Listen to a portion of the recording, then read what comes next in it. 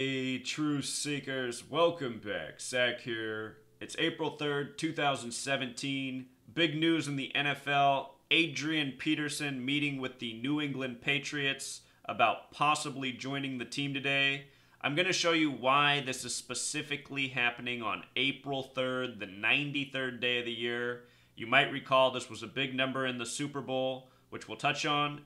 But let's start here. April 3rd, the 93rd day of the year. To the occult, the number 93 represents Saturn, the keeper of time. In science, they tell us the sun is 93 million miles away. The sun is the true keeper of time. In the language of gematria, Saturn equals 93, just like Minneapolis, Minnesota, which resides on the 93rd meridian. Minneapolis coordinates 93, Minneapolis, Minnesota 93. Very special number. Here we are, the star of the Minneapolis team, visiting with the Patriots on the 93rd day of the year. And that's not all. The name Peterson has gematria of 112. Adrian Peterson resides outside of Houston, where the Patriots just won the Super Bowl. Peterson, Houston, and Super Bowl all have gematria of 112. Next year, I should show you this, the Minnesota Vikings are hosting Super Bowl 52, and Minnesota has gematria 52. If you missed my work on the death of Denny Green last year, he died 52 days before the start of the Vikings season. That was last year. Denny Green died July 21st, 2016, the night before they opened the new U.S. Bank Stadium that will host Super Bowl 52. His death 52 days before the Vikings' first game of last season with the new stadium that is again hosting this year. The 38 is also significant. The name of the stadium is U.S. Bank Stadium, which sums to 38. 38 connects to death, fitting for Denny Green to die the night before it opened, by the numbers. Go back and see my work on his death. There's a whole lot more to the story. Anyhow, from the date the Patriots won the Super Bowl in Houston to today's news is 57 days. And remember, 57 is our sports championship number. Last year, the Patriots were in their 57th season. If you write out 57, it sums to 131, just like Super Bowl, just like championship. World Series has the gematria of 57, so does NBA Finals. Last year, the Cavs won 57 games in the regular season before winning the championship. Last year in the men's college basketball tournament, Villanova got their all-time 57th tournament win, winning the championship. 57, so relevant. Patriots won the Super Bowl in their 57th season. This news coming 57 days after Super Bowl 51, the off-season before Super Bowl 52 in Minnesota. Adrian Peterson's born March 21st. From his birthday to today is 13 days later. If you write out 13, it sums to 99 like New England. Just a little parallel. The point to understand is this is no coincidence. This is what scripted sports is by the numbers. It ranges from the off-season stories to the scores you see each week. Everything about the NFL and professional sports is mapped out, planned ahead, and executed by a numerological code. These people are athletic actors. It's all theater. There's nothing legitimate about the NFL's competition. There is no competition. It's all theater. It's why a half talent like Tom Brady can be the face of the league. It's such a joke. You know, you had Michael Vick retiring before Super Bowl 51. Michael Vick 51.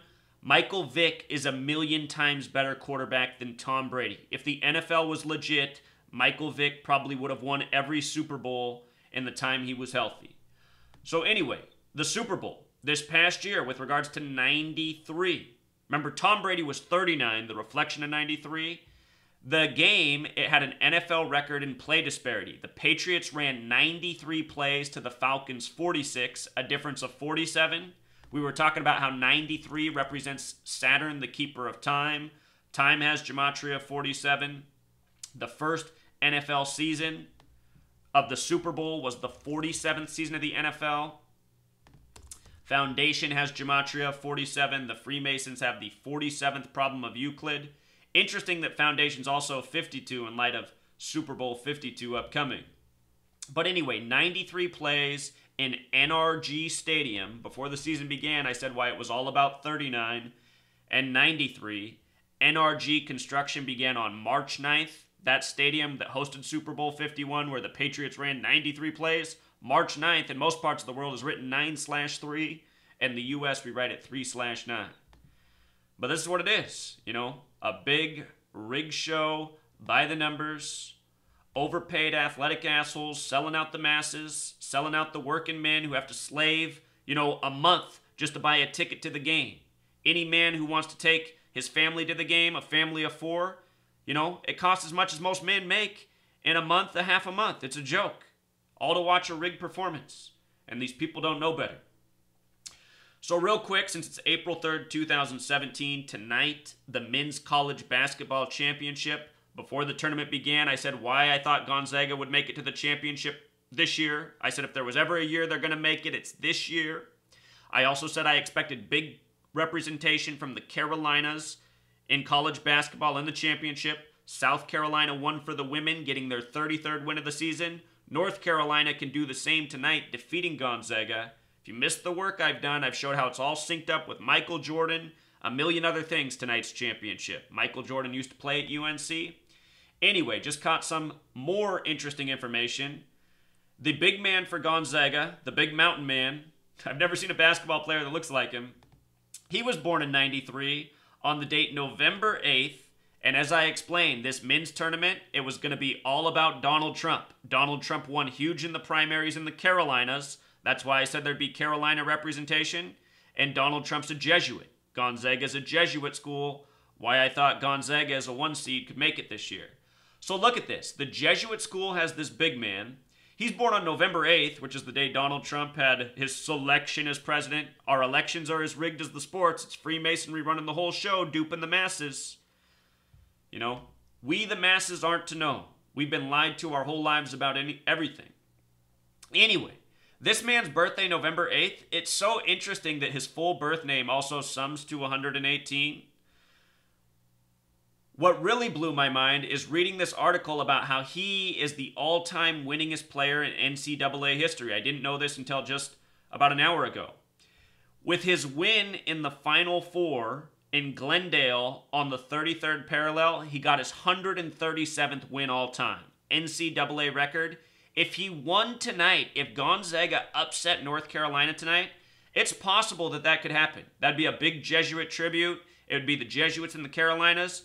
But I don't think that's going to happen. I think North Carolina's going to win this game. I think it's all about 93, Dean Smith, North Carolina winning in 93, Jordan three-peating in 93, his father dying after he three-peated. All the things we've been talking about. 93, always relevant. Dean Smith, the old coach of North Carolina, equals 93. Anyhow, this man, if he won tonight, he would get his 138th career win.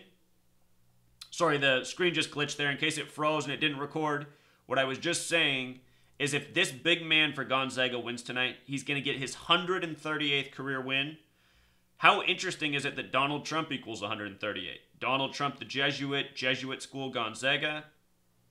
Federal also has the gematria of 138. Donald Trump, the face of the federal executive branch. Then again, if Gonzaga lost tonight, it would make a lot of sense too, with him stuck at a record 137 wins. 137 like Washington, D.C., like Authority, plus a whole lot more things in D.C. are 137. If I'm not mistaken, even the word president, oh no, that's not it, it's government. Government also 137. And 137 is the 33rd prime, D.C., the federal headquarters, 33, a big number on tonight's game. Look at this, 137, the 33rd prime. He just got his 137th win in Glendale in the Final Four. Glendale 33 on the 33rd parallel. With all this 33, if UNC wins tonight, they'll get their 33rd win, just like the lady team from South Carolina did last night. And why that matters is this year, 2017, it's the 33rd year of March Madness. The men's tournament began in 1939. They created March Madness in 1985, which was the 47th season of the tournament. Just like how the first Super Bowl was in the 47th season of the NFL, the first basketball championship in 47 won by the Philadelphia Warriors. Anyway, this is the 33rd March Madness. The first was 1985, so that means here we are 32 years later, but don't forget to count 1985. That means this is the 33rd March Madness. Will 33 be the winning number for South Carolina, as it already has been, and North Carolina? It's very possible. So just wanted to give these updates. Until next time, Truth Seeker.